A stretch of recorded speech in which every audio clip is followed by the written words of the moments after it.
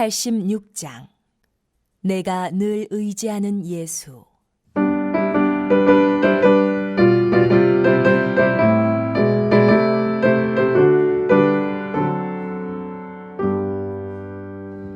내가 늘 의지하는 예수, 나의 상처 입은 심령을 불쌍하게 여기사 위로하여 주시니, 미쁘신 나의 좋은 친구.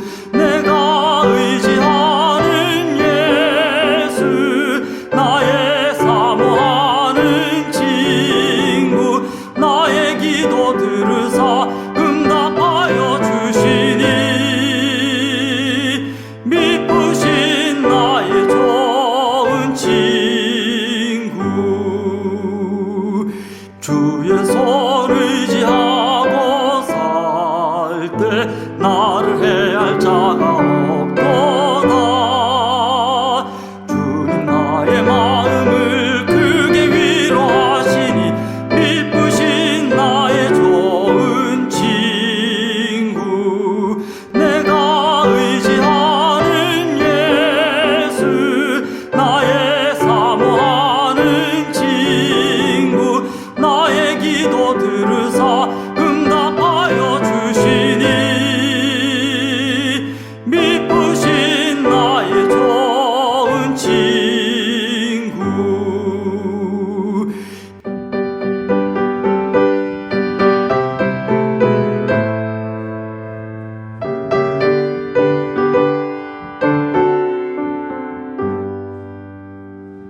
내가 요단강 건너가며 마음이 두려워서 떨 때도, 주가 인도하시니 어찌 두려워하랴. 미쁘신 나의 좋은 친구.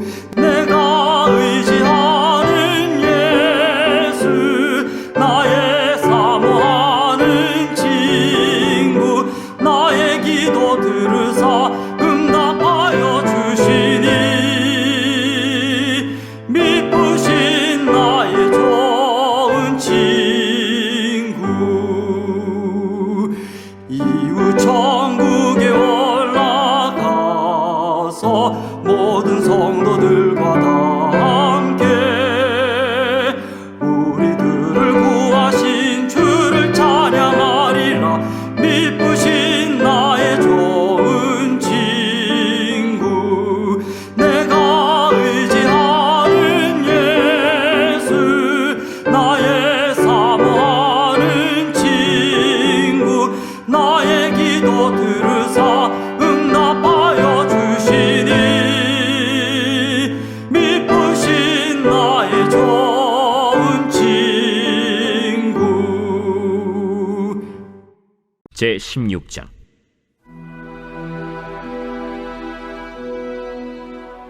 여호와의 말씀이 하나니의 아들 예후에게 임하여 바사를 꾸짖어 이르시되, 내가 너를 티끌에서 들어 내 백성 이스라엘 위에 주권자가 되게 하였거늘, 네가 여로보암의 길로 행하며 내 백성 이스라엘에게 범죄하게 하여 그들의 죄로 나를 노엽게 하였은즉, 내가 너 바사와 네 집을 쓸어버려 네 집이 느바세 아들 여로보암의 집같이 되게 하리니, 바사에게 속한 자가 성읍에서 죽은즉 개가 먹고, 그에게 속한 자가 들에서 죽은즉 공중의 새가 먹으리라. 바사의 남은 사적과 행한 모든 일과 권세는 이스라엘 왕 역대지략에 기록되지 아니하였느냐. 바사가 그의 조상들과 함께 잠에 디르사에 장사되고, 그의 아들 엘라가 대신하여 왕이 되니라. 여호와의 말씀이 하나니의 아들 선지자 예후에게도 임하사 바사와 그의 집을 꾸짖으심은, 그가 여로보암의 집과 같이 여호와 보시기에 모든 악을 행하며 그의 손의 행위로 여호와를 노엽게 하였음이며, 또 그의 집을 쳤음이더라. 유다의 아사왕 제26년에 바사의 아들 엘라가 디르사에서 이스라엘의 왕이 되어 2년 동안 그 왕위에 있으니라. 엘라가 디르사에 있어 왕궁 맡은 자 아르사의 집에서 마시고 취할 때, 그 신하 곧 병거 절반을 통솔한 지휘관 시므리가 왕을 모반하여 시므리가 들어가서 그를 쳐 죽이고 그를 대신하여 왕이 되니, 곧 유다의 아사 왕 제27년이라. 시므리가 왕이 되어 왕위에 오를 때에 바사의 온 집안 사람들을 죽이되 남자는 그의 친족이든지 그의 친구든지 한 사람도 남기지 아니하고 바사의 온 집을 멸하였는데, 선지자 예후를 통하여 바사를 꾸짖어 하신 여호와의 말씀같이 되었으니 이는 바사의 모든 죄와 그의 아들 엘라의 죄 때문이라. 그들이 범죄하고 또 이스라엘에게 범죄하게 하여 그들의 헛된 것들로 이스라엘의 하나님 여호와를 노하시게 하였더라. 엘라의 남은 사적과 행한 모든 일은 이스라엘 왕 역대 지략에 기록되지 아니하였느냐. 유다의 아사왕 제27년에 시므리가 디르사에서 7일 동안 왕이 되니라. 그때 백성들이 블레셋 사람에게 속한 기쁘돈을 향하여 진을 치고 있더니 진중 백성들이 시므리가 모반하여 왕을 죽였다. 는 말을 들은지라. 그날에 이스라엘의 무리가 진에서 군대 지휘관 오므리를 이스라엘의 왕으로 삼음해 오므리가 이에 이스라엘의 무리를 거느리고 기쁘돈에서부터 올라와서 디르사를 에워쌌더라. 시므리가 성읍이 함락됨을 보고 왕궁 요새에 들어가서 왕궁에 불을 지르고 그 가운데에서 죽었으니 이는 그가 여호와 보시기에 악을 행하여 범죄하였기 때문이니라. 그가 여로보암의 길로 행하며 그가 이스라엘에게 죄를 범하게 한 그 죄 중에 행하였더라. 시므리의 남은 행위와 그가 반역한 일은 이스라엘 왕 역대 지략에 기록되지 아니하였느냐. 그때 이스라엘 백성이 둘로 나뉘어 그 절반은 기나세 아들 디브니를 따라 그를 왕으로 삼으려 하고 그 절반은 오므리를 따랐더니 오므리를 따른 백성이 기나세 아들 디브니를 따른 백성을 이긴지라. 디브니가 죽음에 오므리가 왕이 되니라. 유다의 아사왕 제31년에 오므리가 이스라엘의 왕이 되어 12년 동안 왕위에 있으며 디르사에서 6년 동안 다스리니라. 그가 은 2달란트로 세멜에게서 사마리아 산을 사고 그 산 위에 성읍을 건축하고 그 건축한 성읍 이름을 그 산 주인이었던 세멜의 이름을 따라 사마리아라 일컬었더라. 오므리가 여호와 보시기에 악을 행하되 그 전에 모든 사람보다 더욱 악하게 행하여 느바세 아들 여로보암의 모든 길로 행하며 그가 이스라엘에게 죄를 범하게 한 그 죄 중에 행하여 그들의 헛된 것들로 이스라엘의 하나님 여호와를 노하시게 하였더라. 오므리가 행한 그 남은 사적과 그가 부린 권세는 이스라엘 왕 역대 지략에 기록되지 아니하였느냐. 오므리가 그의 조상들과 함께 잠에 사마리아에 장사되고 그의 아들 아합이 대신하여 왕이 되니라. 유다의 아사왕 제38년에 오므리의 아들 아합이 이스라엘의 왕이 되니라. 오므리의 아들 아합이 사마리아에서 22년 동안 이스라엘을 다스리니라.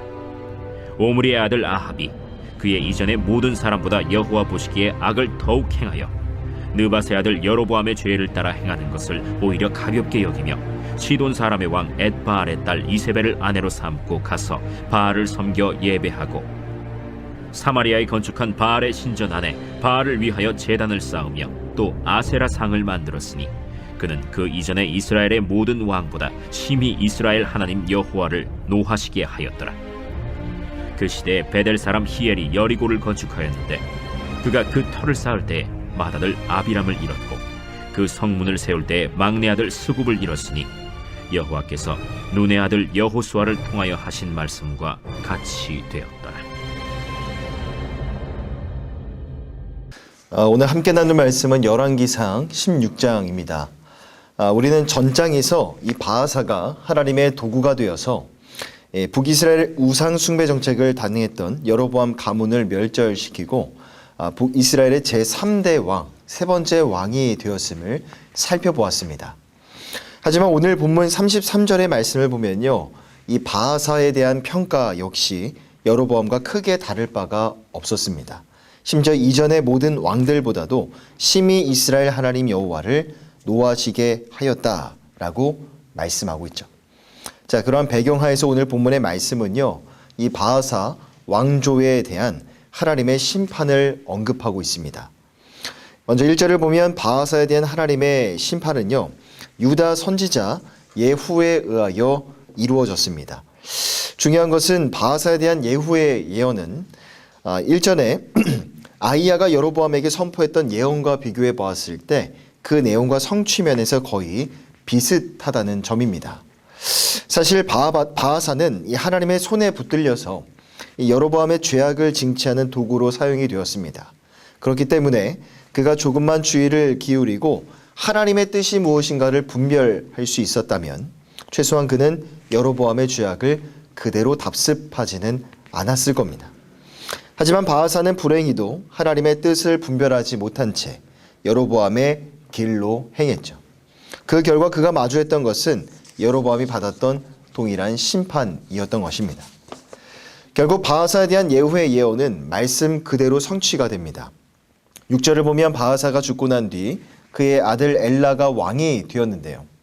엘라가 북이스라엘의 4번째 왕으로 통치하던 때에 9절입니다. 그의 신복이었던 시므리가 모반하여 엘라를 비롯하여 바하사 가문을 멸절시키게 됩니다. 11절을 보면 시므리는 이 바하사의 온 집안 사람들을 다 죽였고요. 12절은 이것을 두고 하나님이 선지자 예후를 통하여 하신 말씀이 그대로 성취되었다는 것을 분명히 밝히고 있는 것이죠. 여러분, 우리가 성경을 읽을 때마다 묵상할 때마다 느끼는 사실이지만 오늘도 우리는 오늘 본문에 나오는 일련의 이 사건들의 흐름을 통해서 매우 중요한 교훈을 얻을 수가 있습니다. 즉 인간의 역사 속에 일어나는 일들 가운데 때로는 이것이 단순한 우연의 이치에 따라 전개되는 것 같이 느껴지더라도 더 깊이 들어가 보면 거기에는 하나님의 깊으신 뜻과 하나님의 놀라운 섭리가 담겨져 있다는 겁니다. 북이스라엘의 역사를 살펴보면요, 총 19명의 왕이 등장하는데요. 그 가운데 8번이나 반역이라는 방법을 통해서 왕의 자리가 바뀌게 됩니다. 물론 이것은 권력을 탐하는 인간의 욕망이 반영된 결과였다고 볼 수 있고요. 또한 어느 나라, 어느 국가에서도 어느 시대의 그 어떤 나라에서도 흔하게 볼 수 있는 권력의 헤게모니 싸움일 수도 있습니다. 하지만 오늘 본문에서는요, 이것이 단순한 우연이나 자연스러운 인간의 역사 속에서의 그 역사의 흐름이라고 말하는 것이 아니라 이것은 하나님의 말씀의 성취였고 하나님의 역사였다고 성경은 말씀하고 있는 것입니다. 여러분, 오늘 우리가 살아가는 우리 인생 가운데에도 동일합니다. 내 눈으로 볼 때 우연하게 일어나는 일인 것 같아도 그것을 통해서 내게 말씀하시는 하나님의 어떠한 의도하심이 있죠. 또한 그것을 통하여 하나님께서는 마침내 우리의 인생 가운데 우리의 삶이 나아갈 길과 방향을 최선의 방향으로, 최선의 길로 인도해 주시는 하나님은 선하신 하나님이십니다. 그러므로 오늘 이 새벽에 오늘 우리의 삶이 그 하나님의 높으신 섭리 가운데 있음을 믿음으로 고백하시고 현재를 살아가실 때 더욱더 우리의 삶을 향한 이 하나님의 선하신 뜻은 무엇인가 분별하시는 은혜가 있으시기를 바랍니다. 또한 과거에 지나온 시간들을 돌아볼 때 지나간 시간들은 절대로 되돌릴 수가 없죠. 그래서 지나온 시간들을 생각할 때마다 여러 가지 복잡한 마음에서 자유로울 수 없는 것이 사실입니다.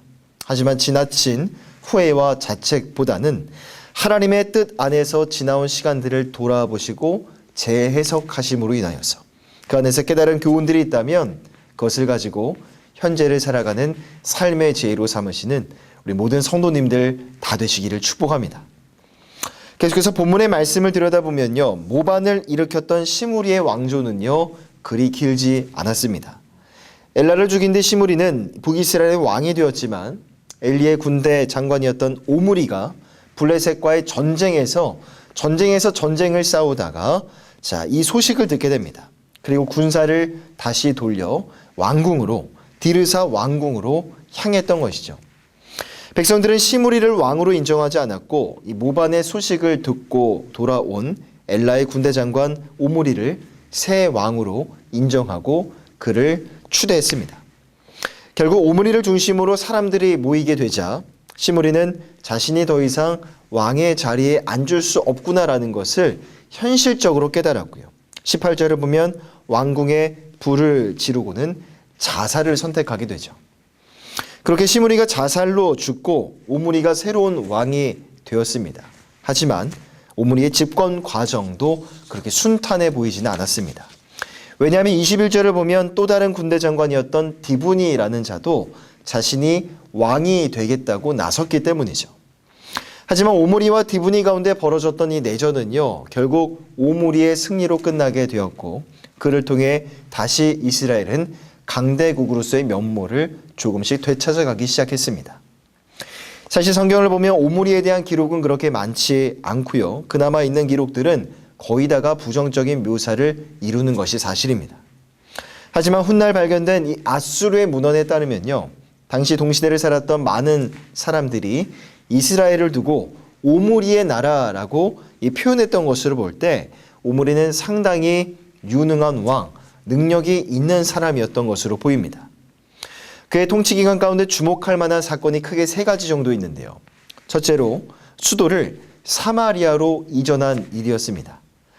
앞서 시므리가 디르사 왕궁에 불을 질러 버렸고요. 이후에 벌어진 오므리와 이 디브니 간의 권력 투쟁으로 인해서 어쩌면 수도 이전은 불가피한 일이었을 겁니다.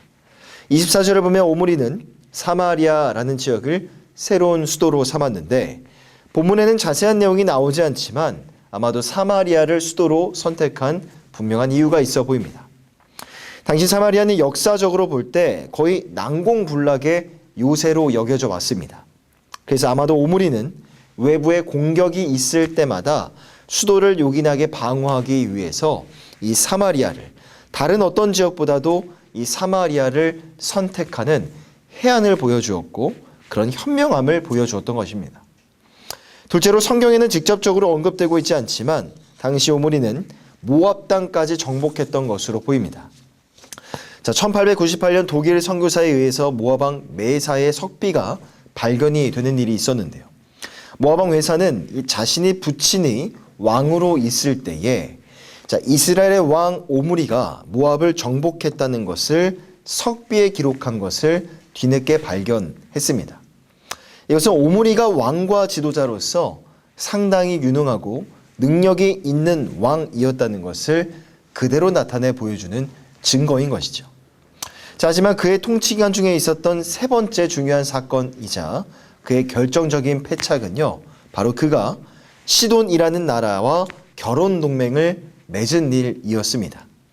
31절을 보면 오므리는 시돈의 왕 엣바알의 딸 이세벨을 자신의 아들 아합과 결혼시켰습니다. 이른바 결혼 동맹을 맺었던 것이죠.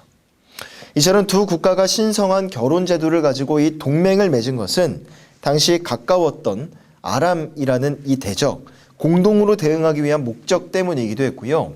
자, 그 다음에 뿐만 아니라 경제적인 이유와 목적도 있어 보입니다.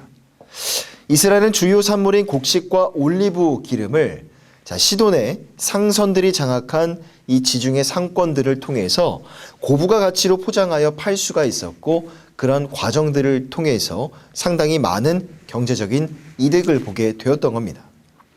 하지만 이들의 결혼 동맹은 결혼 당시에는 많은 유익을 가져다 주었을지 모르지만 그러나 이것이 결국 북이스라엘이 바알 숭배라는 돌이킬 수 없는 죄악 가운데 빠지게 되는 결정적인 단초가 되었습니다.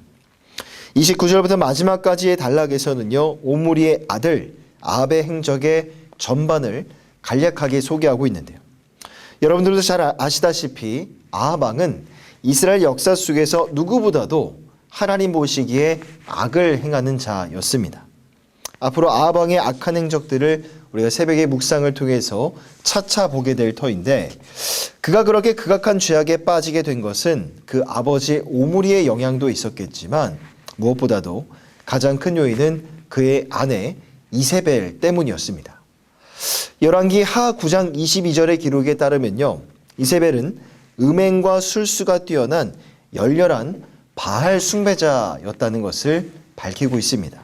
그렇기 때문에 요한계시록을 보면 성경은 이세벨을 두고 우상 숭배의 대명사로 표현하기도 했었죠. 결국 아합은 그런 여인을 이스라엘의 국모로 삼음으로써 우상 숭배의 죄악을 하나님의 땅에 들여왔고요. 결국 하나님의 자리를 대신하여 바알로 대치하기에 이르게 되었던 것입니다. 그 결과 33절을 보면 그런 아합의 행위는 하나님의 무서운 진노를 불러일으켰고요. 마지막 34절의 말씀에서 결론적으로 이 구절이 이 말씀이 시사하는 바가 매우 크다고 할 수 있습니다. 자, 당시 히엘이라는 자가 여리고성을 건축했는데요. 역사적으로 역사를 거슬러 올라가 보면 자, 여호수아 6장 26절의 말씀을 참고해 보면 하나님께서는 분명히 여리고성을 다시 세우는 자가 여호와 하나님의 저주를 받아 그 기초를 쌓을 때 그 맏아들이 죽을 것이고 그 성의 문을 세울 때 그의 막내 아들이 죽을 것이다 라고 분명히 여호수아 6장 26절에서 말씀하신 바가 있습니다. 자, 오늘 34절의 말씀은요, 그 하나님의 말씀이 하나도 빠짐없이 그대로 성취되었다는 것을 보여주고 있는 것입니다.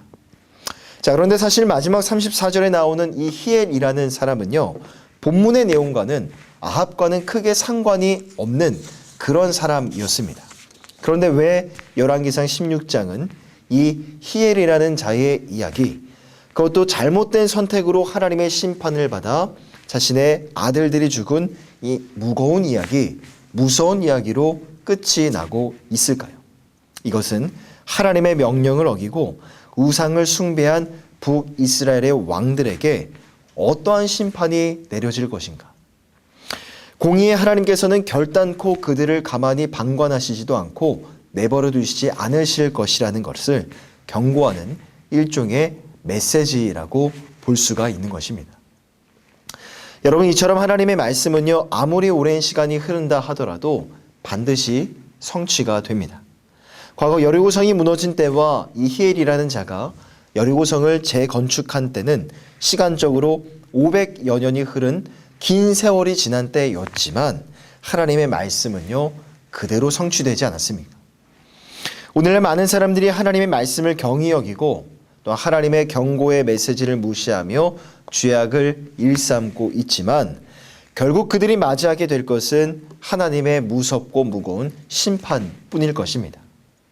그러므로 사랑하는 성도 여러분, 오늘 이 새벽에도 더욱더 하나님의 말씀 앞에서 자신을 돌아보시는 은혜가 있으시기를 바랍니다. 북이스라엘의 많은 왕들이 여로보암의 죄를 따랐고 여로보암의 길로 향했다는 오늘 본문에 나오는 이 거듭되는 표현들을 반드시 기억하시기를 바랍니다.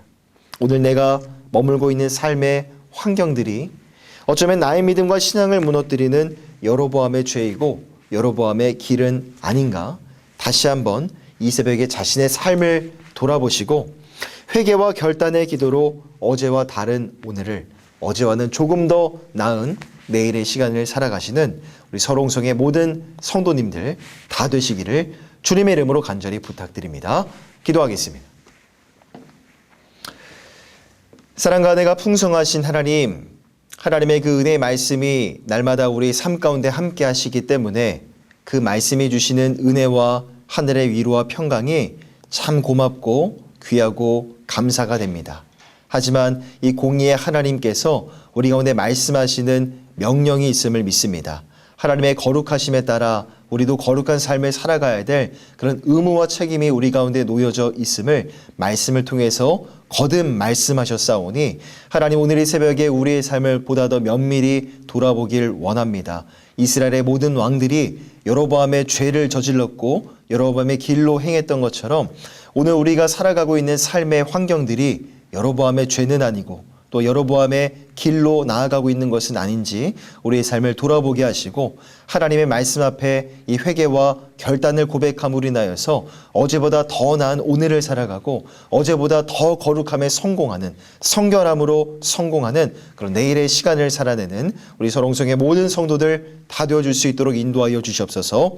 감사드리며 우르근하신 예수 그리스도 이름으로 간절히 기도하오며 지금은 우리 주 예수님의 은혜와 하나님의 사랑하심과 성령 하나님의 교통하심의 은혜가 오늘도 은혜를 사모하며 이 새벽 은혜의 자리 가운데 나온 사랑하는 모든 성도들 머리 위에 이 은혜가 영원토록 함께 있을지어다. 아멘.